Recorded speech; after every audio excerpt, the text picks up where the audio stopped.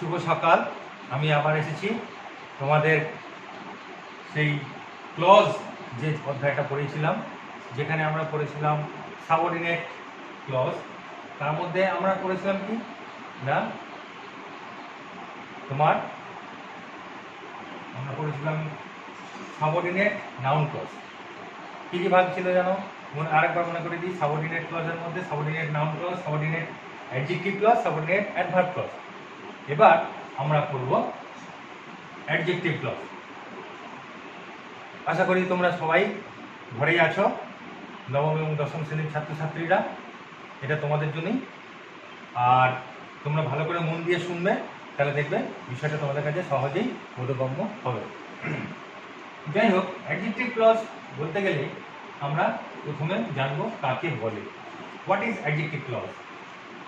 কি বলছে দেখো, it is a kind of subordinate clause. এটা এক ধরনের subordinate clause that modifies or describes the nouns or pronouns. যেটা কোনো একটা বাক্যের মধ্যে, অর্থাৎ কমপ্লেক্স সেন্টেন্সের ক্ষেত্রে নাউন বা প্রোনাউনকে মডিফাই বা ডেসক্রাইব করবে। অর্থাৎ কোনো একটা কমপ্লেক্স সেন্টেন্স মানে হচ্ছে জটিল বাক্য।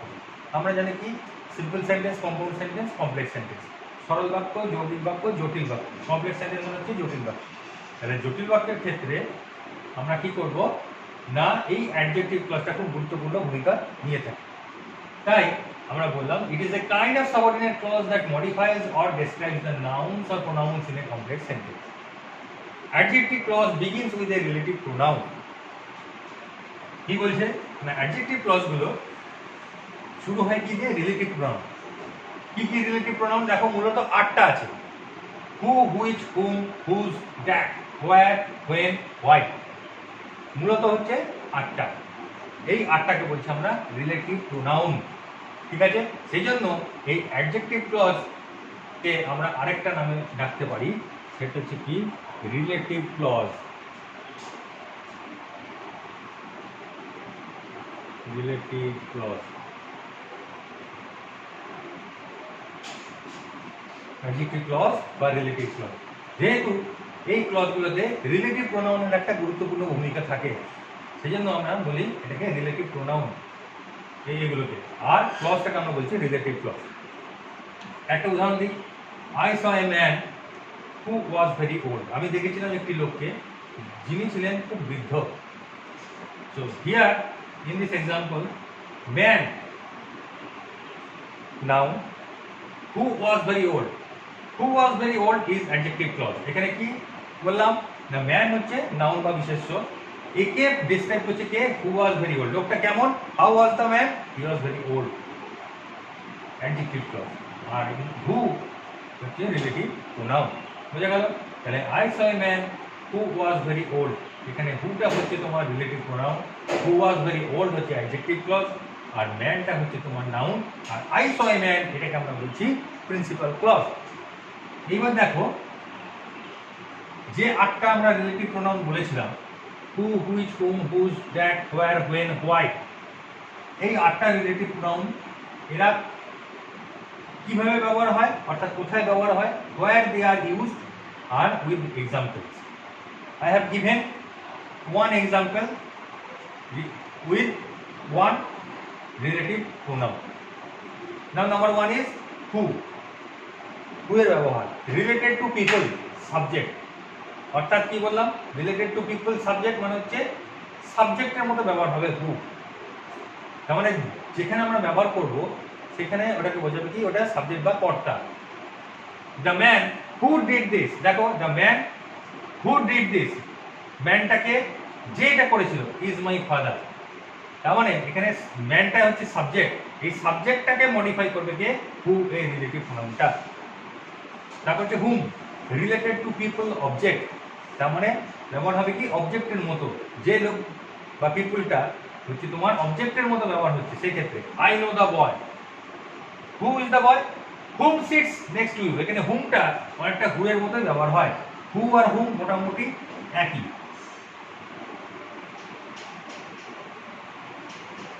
তাহলে আমি জানি সেই ছেলেটিকে যে তোমার ঠিক পাশেই বসে, তাহলে এখানে হুও ব্যবহার করতে পারতাম, কিন্তু হুটা কেন ব্যবহার করবো না? হুটা সাধারণত ব্যবহার হয় কি সাবজেক্ট হিসাবে, কিন্তু এখানে কি হচ্ছে অবজেক্টের মতো করে ব্যবহার হচ্ছে পিপলটা। I know the boy, who is the boy, whom sits next to you. এখানে অবজেক্টটাকে প্রকাশ করছে, সেই জন্য এখানে হু না হয়ে হুম হবে। Which related to animals or objects, this is the cake which Mary made. Cake একটা বস্তু, অবজেক্ট, তাহলে সেটাকে বোঝাচ্ছে কি হুইচ ম্যারি মেড। তারপরে কি ওয়াই রিফার্স টু রিজন, কারণ বোঝাতে ব্যবহার করা হয় why. Do you know why the market is closed, তুমি কি জানো, কি জানো না why the market is close, বাজারটা বন্ধ কেন। এখানে ওয়াইটা ব্যবহার করা হচ্ছে কারণ বোঝাতে, কি কারণে বাজারটা বন্ধ। when কখন refers to time or date, the day when the match takes place is Sunday, যে দিনে খেলাটা হবে সেটা হবে রবিবার। তারপরে কবে খেলা হচ্ছে, তুমি উত্তর দিচ্ছ রবিবার। তাহলে when অর্থাৎ টাইম পিরিয়ড, সময়কাল বোঝাতে ব্যবহার করা হয়। where কোথায় refers to places, জায়গা বোঝাতে ব্যবহার করা হয়। this is the place where I was born, এটাই হলো সেই জায়গা যেখানে আমি জন্মেছিলাম। তাহলে জায়গা বোঝাতে প্লেস, এটাকে মডিফাই করছে এখানে কে না where। whose এখানে কি অধিকার বোঝাতে, আমার কোন একটা জিনিসের অধিকার বোঝাতে, পজেশন, পজেশন মানে হচ্ছে অধিকার, refers to possession. The boy whose phone just rang should stand up, তাহলে ছেলেটি যার ফোনটি মাত্র বাজলো তার দাঁড়ানো উচিত। তাহলে ফোনটা কার, কে দাঁড়াবে, কোন ছেলেটা দাঁড়াবে, যার ফোনটা বেজে উঠলো। তাহলে ফোনটা কার, সেই ছেলেটার যার বেজে উঠলো ফোনটা, তাহলে তাকে দাঁড়ানো উচিত। তাহলে এখানে পজিশন বোঝাতে হুজ ব্যবহার হচ্ছে। The boy whose book is this should give it, এটা আরেকটা উদাহরণ দিলাম। তাহলে কি হলো, যে ছেলেটি যার বইটা আমি চাইছি উঠে দাঁড়া। That relates to people, animals, things, লোকজন এক্ষেত্রে ব্যবহার হবে, মানুষের ক্ষেত্রে ব্যবহার হবে, কোনো বস্তুর ক্ষেত্রে ব্যবহার হবে। 12 September is the date, 12 September হলো একটি দিন। দ্যাট আই ওয়াজ বর্ন, যে দিনে আমি জন্মগ্রহণ করেছিলাম। এটা তোমার ব্যক্তির ক্ষেত্রেও ব্যবহার করা যাবে, বস্তুর ক্ষেত্রেও ব্যবহার করা যাবে, আবার যে কোনো জিনিসের ক্ষেত্রেও ব্যবহার করা যাবে। তাহলে দেখো এই 8টা আমরা রিলেটিভ প্রোনাউন আমরা পাচ্ছি, সাধারণত এই রিলেটিভ প্রোনাউনগুলো দিয়ে ব্যবহার করা হয়। বুঝে গেল? আর কি না তোমার হচ্ছে এই যে 8টা রিলেটিভ প্রোনাউন, এই রিলেটিভ প্রোনাউনগুলো এই ক্ষেত্রে যদি তুমি ব্যবহার করতে যাও, তবে আরেকটা জিনিস মনে রাখতে হবে, যখন তুমি রিলেটিভ প্রোনাউনগুলো ব্যবহার করছো সেক্ষেত্রে কিন্তু রিলেটিভ প্রোনাউন ব্যবহার করার আগে কমা ব্যবহার করা যাবে না, কমা ব্যবহার করতে পারবে না, কমা সেমিকোলন এগুলো ব্যবহার করা যায় না, তাহলে কিন্তু অর্থটা পাল্টে যাবে। বুঝে গেল? তাহলে কমা সেমিকোলন এখানে ব্যবহার করা যায় না। তাহলে বোঝা গেল না কি হলো না, আরেকটু আমি সামারাইজ করে দিই। না অ্যাডজেক্টিভ ক্লজ হলো তোমার হচ্ছে এক ধরনের সাবঅর্ডিনেট ক্লজ, যেটা হচ্ছে তোমার নাউন বা প্রোনাউনকে মডিফাই করবে বা ডেসক্রাইব করবে। একটা উদাহরণ দিলাম যে I saw a man who was very old, আমি দেখেছিলাম একটি লোককে যিনি ছিলেন খুব বৃদ্ধ। আর কি না এই ক্লজগুলিতে সাধারণত কি হয়, রিলেটিভ প্রোনাউন দিয়ে শুরু হয়। রিলেটিভ প্রোনাউন কোনগুলো, সাধারণত 8টা আমরা জানি, who, which, whom, whose, that, where, when, why, এই 8টা হচ্ছে ব্যবহার। এইবারে হচ্ছে এই 8টা রিলেটিভ প্রোনাউনগুলোকে আমরা একটু ব্যাখ্যা করি কিরকম করে না, হচ্ছে রিলেটেড টু পিপল, অর্থাৎ যে পিপল সাবজেক্টের মধ্যে ব্যবহার হবে। দ্য ম্যান, এখানে man subject, who did this is my father. Hmm related to people object, এটাও কিন্তু হু এর মতনই, কিন্তু অবজেক্টের ক্ষেত্রে ব্যবহার হবে যে সাবজেক্টগুলো। আই নো দ্য বয়, বয়টা কি এখানে অবজেক্ট হিসেবে ব্যবহার হচ্ছে, তাকে বোঝাচ্ছে, whom sits next to you. তারপরে 3 নম্বর কি হলো which related to animals or objects, this is the cake which Mary made, এটা হলো সেই কেকটি যেটি ম্যারি তৈরি করেছিল। আর কি না হোয়াই রিফার্স টু রিজন, কারণ বোঝাতে ব্যবহার হবে। তুমি কি জানো বাজারটা কেন বন্ধ, do you know why the market is close, when refers to time, এটা সময় বোঝাতে ব্যবহার করা হয়। The day when the match takes place is Sunday, এখানে দেখো when the match takes place এটা হচ্ছে রিলেটিভ ক্লজ, আর when টা হচ্ছে তোমার relative pronoun. when refers to places, এখানে কি this is the place where I was born, যেখানে আমি জন্মগ্রহণ করেছিলাম। তাহলে যেখানে আমি জন্মগ্রহণ করেছিলাম এটা হচ্ছে রিলেটিভ ক্লজ, আর রিলেটিভ প্রোনাউন হচ্ছে where. Whose refers to positional অধিকার, the boy whose phone is just rang should stand up, এখানে হুজ ফোন জাস্ট র্যাঙ্ক এটা হচ্ছে তোমার রিলেটিভ ক্লজ, আর হুজ এটা হচ্ছে তোমার relative pronoun. That relates to people, animals, things. 12 September is the date that I was born, 12 September হলো একটা দিন যে দিনে আমি জন্মেছিলাম। এখানে দ্যাট আই ওয়াজ বর্ন এটা হচ্ছে তোমার রিলেটিভ ক্লজ। তো আজকে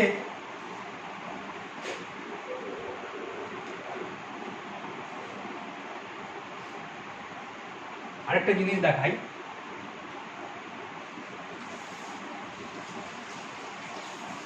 পরীক্ষার সময় তোমাদের কিরকম থাকে দেখো।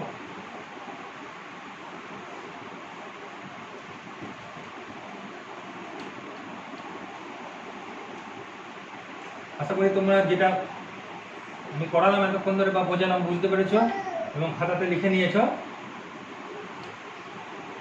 এবার এটারই আরেকটু বিশদ দিকে যাই, তাহলে তোমরা জিনিসটা ধরতে পারবে কেমন করে পরীক্ষায় আসে।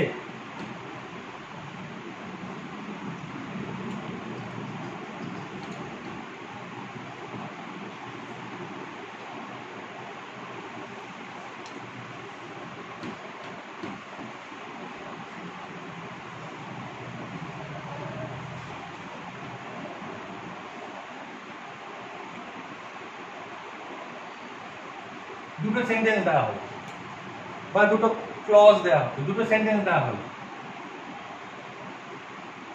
আই নো দি গার্ল, এটা একটা সেন্টেন্স।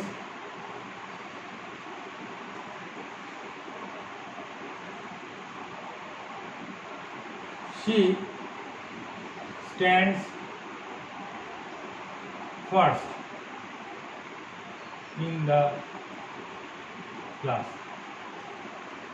দুটো বাক্য বা বাক্যাংশ দেওয়া হলো। I know the girl, she stands first in the class।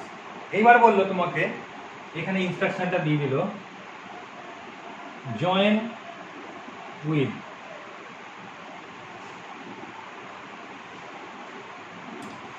Relative clause, তোমাকে ঠিক এরকম করেই দেবে, জয়েন উইথ রিলেটিভ ক্লজ। যদি বলে যে জয়েন উইথ রিলেটিভ ক্লজ এটা বলাও যা, জয়েন উইথ অ্যাডজেক্টিভ ক্লজ এটা বলাও তাই। তার মানে কি আমাদের এই 8টা দিয়ে যোগ করতে হবে, 8টার যে কোনো একটা দিয়ে, ঠিক আছে, যেটা এখানে অ্যাপ্রোপ্রিয়েট হবে। আই নো দ্য গার্ল, আমি জানি সেই মেয়েটিকে। she stands first in the class, এখানে কিরকম ব্যবহার হচ্ছে দেখো, আমি জানি সেই মেয়েটিকে যে ক্লাসে প্রথম হয়। এখানে তুমি কি করতে পারো দেখো, এখন তুমি শিখে নিয়েছো সাধারণভাবে আমরা কি করব, I know the girl who stands first in the class, তাই তো? তাহলে কি হলো, এই হু দিয়ে আমরা এটাকে যোগ করে দিলাম। এটা ছিল প্রথম অংশটা, আর এটা ছিল প্রথম অংশটা, দ্বিতীয় অংশটা, এটা সেকেন্ড পার্ট, এটা ছিল ফার্স্ট পার্ট। এখানে শুধু একটা সি ছিল, এই সিটা কেন তুলে দিলাম না, সিটা তুলে দিলাম এই মেয়েটাকে বোঝানোর জন্য, মেয়েটা সিটা একই, সেই জন্যই এখানে তোমার হচ্ছে সিটাকে তুলে দিলাম। কিন্তু তুমি যদি হু না বসিয়ে এরকম করো, I know the boy whom sits next to you, এইটার মতো করে যদি তুমি করো, I know the girl whom, যদি এখানে তুমি হুম বসাও তাহলে কি ভুল হবে না? এখানে ভুল হবে না। কেন ভুল হবে না? কারণ হচ্ছে দেখো আই নো দ্য গার্ল, এখানে গার্লটা হচ্ছে অবজেক্ট। কারণ কি এই যদি এই প্রিন্সিপাল ক্লজটুকু আমরা করি তাহলে এই প্রিন্সিপাল ক্লজটুকু কি ভয়েস চেঞ্জ করা যাবে, the girl is known to me, এটা আমরা পরে আসবো। যাই হোক, এখানে দেখো গার্ল, গার্লটা এখানে কি হচ্ছে রিলেটেড টু পিপল অবজেক্ট, গার্লটা এখানে কিন্তু অবজেক্ট হিসেবে ব্যবহার হচ্ছে। তাই এখানে যদি তুমি হু না বসিয়ে হুম বসাও কোনো নম্বর কাটা যাবে না। সেজন্য তুমি হুও বসাতে পারো, হুমও বসাতে পারো। তাহলে এটা কি দাঁড়ালো না, I know the girl hmm stands first in the class. এটা করলেও কিন্তু তোমার কোনো ভুল হবে না। এরকম আমাদের পরীক্ষাতে আসে। তাহলে বোঝা গেল, I know the girl she stands first in the class. আর একটা উদাহরণ দিই।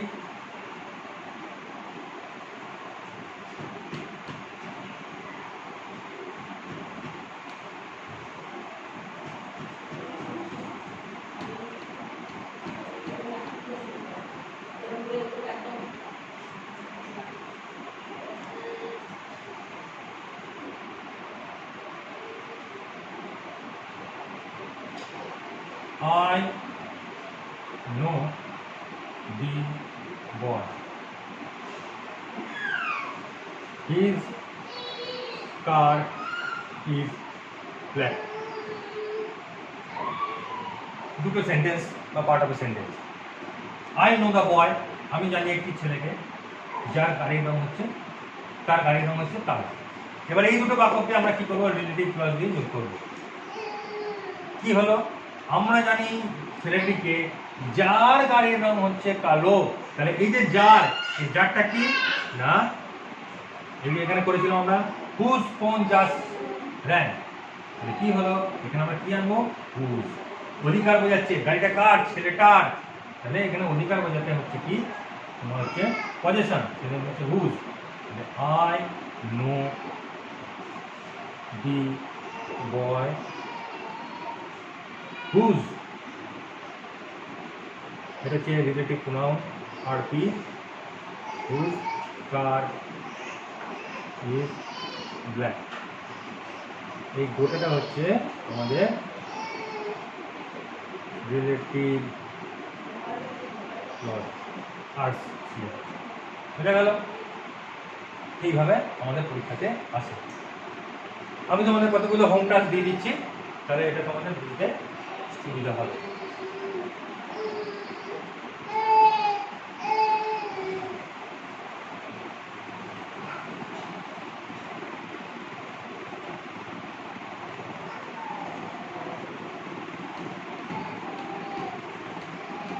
বুঝতে পারছো তো? আশা করছি তোমাদের ভালোই লাগছে। এটাকে বাড়িতে অভ্যাস করবে। বাড়িতে আমাদের যে প্রশ্নবিচিত্রা আছে, দাফেন দত্ত আছে, রায় মার্টিন আছে, যার যে বুঝেছে, পুরনো টেস্ট পেপার, সেখান থেকেও অভ্যাস করতে পারো। 9-10-এর সুবিধা হবে। তাহলে দেখবে তোমাদের আর এইটা নিয়ে কোনো অসুবিধা হবে না। যে স্যার এটা আমি করতে পারছি না, স্যার এটা বুঝতে পারছি না, তোমরা করো, করে আমাদের জানাও। যদি কোথাও কোনো অসুবিধা থাকে বাড়িতে অভ্যাস করো, করে জানাবে। বুঝতে না পারলে আবার বুঝিয়ে দেবো। আর সলভ করো, সলভ করার পরে আবার আমি সেগুলো ভালো করে আলোচনা করে দেবো যারা সেটা পারবে না। ঠিক আছে, তাহলে হোম টাস্ক দিই।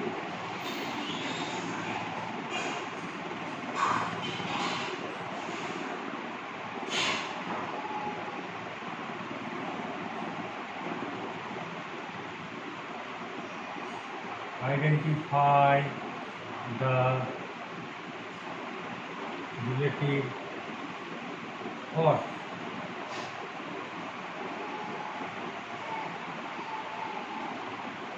adjective clause from the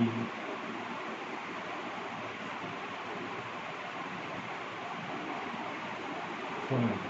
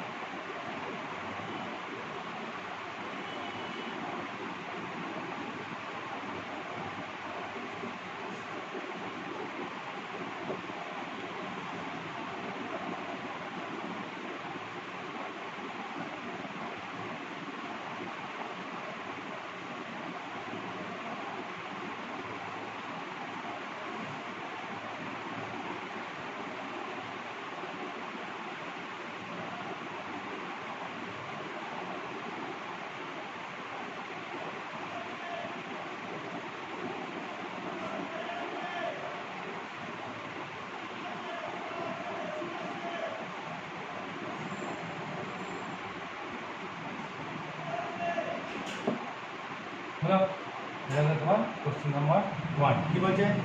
identify the relative or adjective clause from the following. এখান থেকে তোমাকে খুঁজে বার করতে হবে কোনটা রিলেটিভ বা adjective clause. This is the place where I was born, this is the book that I want, I know the man whom sits next to you, the man who died last week was my father. এটা একটা। আর 2 নম্বর হচ্ছে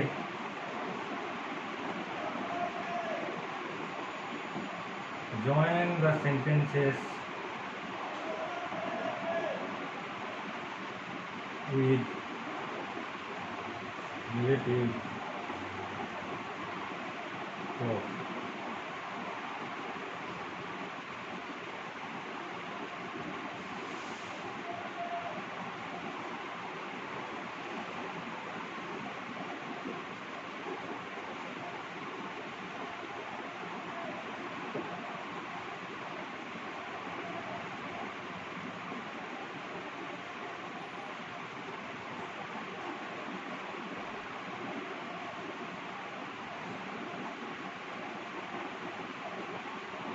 I bought a book, the book is written by kids।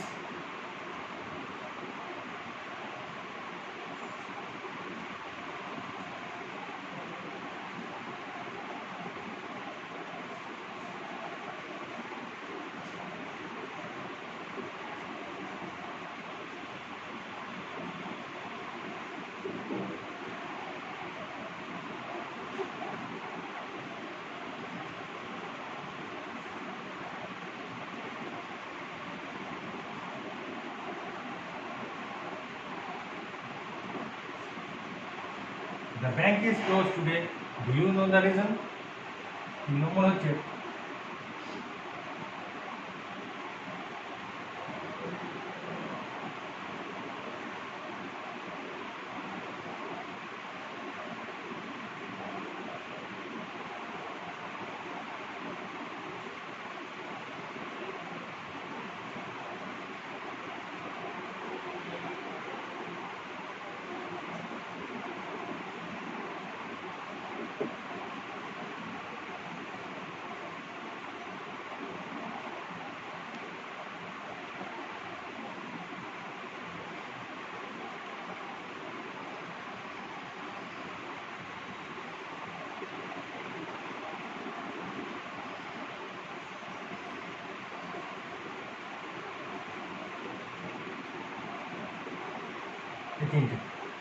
I bought a book, the book is written by kids, the bank is closed today, do you know the reason?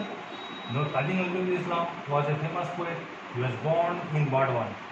ভালো করে বুঝে বুঝে করবে, আশা করি তোমরা পেরে যাবে। যদি না পারো তাহলে তখন তোমরা যে ছকটা আমি করে দিচ্ছি রিলেটিভ তুলনায়, সেই ছকটা ভালো করে দেখে দেখে করবে, দেখার পর তারপরে তোমরা এটা খাতায় করবে। তাতেও যদি না পারো তখন আমাকে বলবে, আমি এটা আলোচনা করে দেবো পরবর্তী ক্লাসে। তাহলে আজকের মতো এখানেই রাখি, ভালো থেকো, সুস্থ থেকো, ধন্যবাদ।